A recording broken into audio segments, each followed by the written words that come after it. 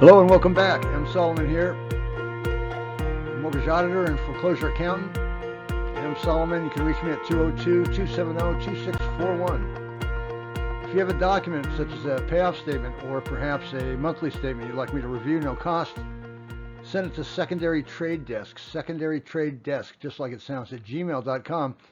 Today we have a great presentation, and I do mean that. These are files that we've reviewed and what we've picked up. There is something else happening here, folks. If you're not dialed in, you might want to at the very least, take a seat and watch this presentation. We're talking about using discounts and deferred principal for interest. You know what that is? Well, you will after this presentation. Using discounts and deferred principal for interest. In other words, how to spot a rigged statement. Reminder, we're accountants specializing in judicial and non-judicial foreclosures, not an attorney. This is not for your legal rights and property. Special thank you to corporate music used herein. No copyrights claimed. Let's get going. Okay, here we go. What we're talking about today is this loan is an actual file. It comes to us from the Lone Star State of Texas. And what I found interesting is, well, let's take a look at the first red flag. We have a note amount of $235,997, $235,000, almost $236,000. And we have a principal balance of $233,000. The difference there between the two amounts is $2,776 in principal reduction. Interesting that you would have principal reduction on a file where a borrower has not made a payment in 4 years. Principal and interest, the payments consist of principal and interest. You pay a little bit of the principal down every year you make a payment. Interest accrues on a loan that you've not been making payments on. Your principal balance after 4 years should be a heck of a lot higher than the original note amount. So that was our first red flag. What we discovered is the loan was being purchased at a discount. That just means that instead of paying the note amount or paying the principal balance amount, the buyer, the successor, the assignee, they purchased the loan for $200,000, $239.47. They bought it at $32,981, less than the original note amount. That would include $2,776. So the loan is actually being acquired for a discount, combined discount, off the note amount of $35,757.53.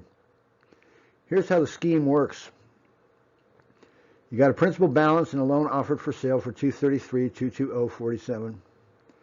You pay only $200,000. You immediately realize a discount of $32,981. I should say you recognize a discount, but the IRS says what you paid for it is what it's worth. So you have to book the loan at $200,000. You can't book it at the principal balance. You have to book it at what you purchased it for. So even though you got a discount, you don't really get the full benefit of it. On the balance sheet, you have to book it at what you paid for it. I used to do this for a living. I know this inside and out. Let's keep going. So here we go. We're going to summarize what we just talked about in terms of discounts. We have a note amount for $235,997,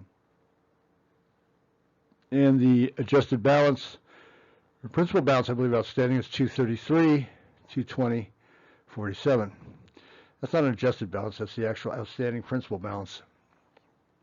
The principal paid to date, if you offset the note from the principal balance, would be $2,776.53. So it'd be principal of $2,776.53. And we're showing interest of $32,981 on a loan that has missed the last 48 months of payments. We have interest paid of $32,981. We picked that up on the servicing statement. The annual payments on this loan are $11,779.85. That'd be 12 months of payments. And that's a monthly payment of $983.32. I think the actual payment was a little bit less, but that's a fixed rate loan at a weighted average. So $983.32 interest. That'd be a 5% rate.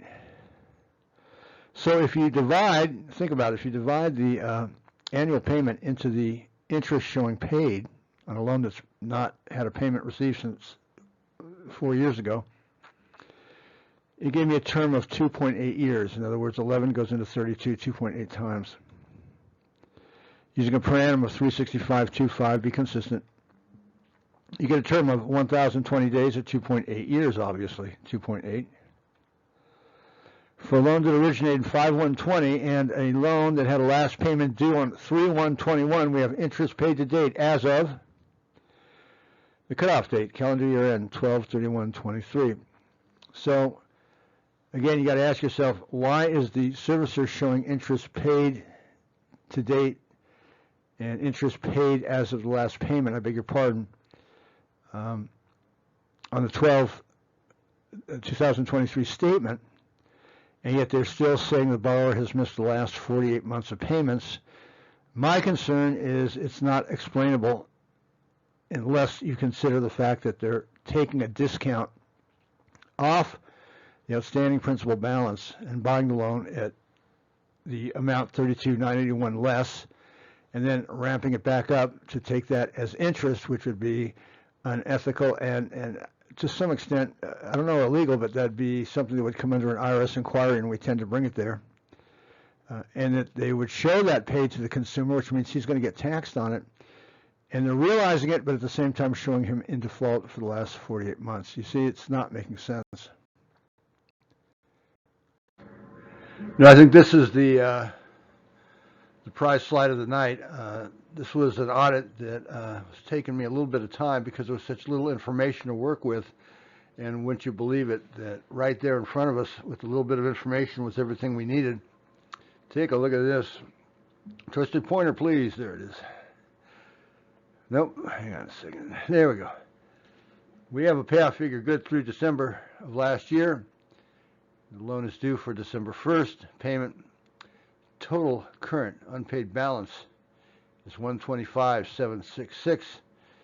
I found it interesting the way these rates and figures were calculated, but we got an interest rate of 3.625 and 481.06 be due for the period the statement was issued. And lien release cost fee. Is that like a catch and release when you go fishing? Lien release cost fee, $48, and total amount to pay loan in full is $126,295.83.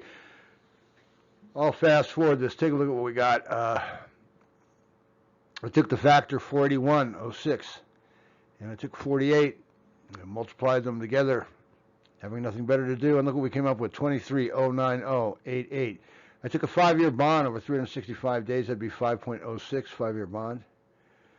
And what happened is that when we divide those two, we get a per annum of 4,559.05. And when I factor that or capitalize it at 0.03625, look what we get. 125,766.77. It's a match. It's a mark. It's on the mark. Can you believe it?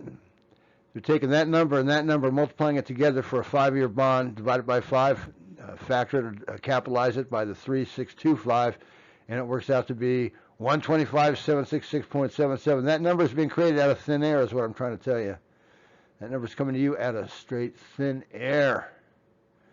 All this rest is just gibberish, because this is not how you calculate a mortgage payoff.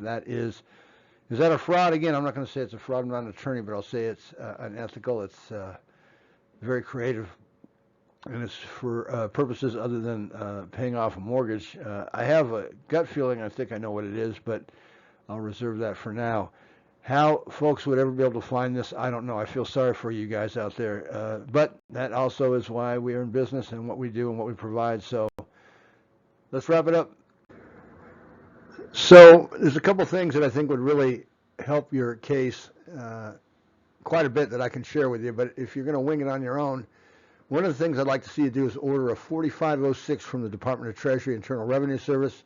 It's a request for transcript of tax return, but it also can be used to find out if there are any W-2, 1099, 1098s that have been filed.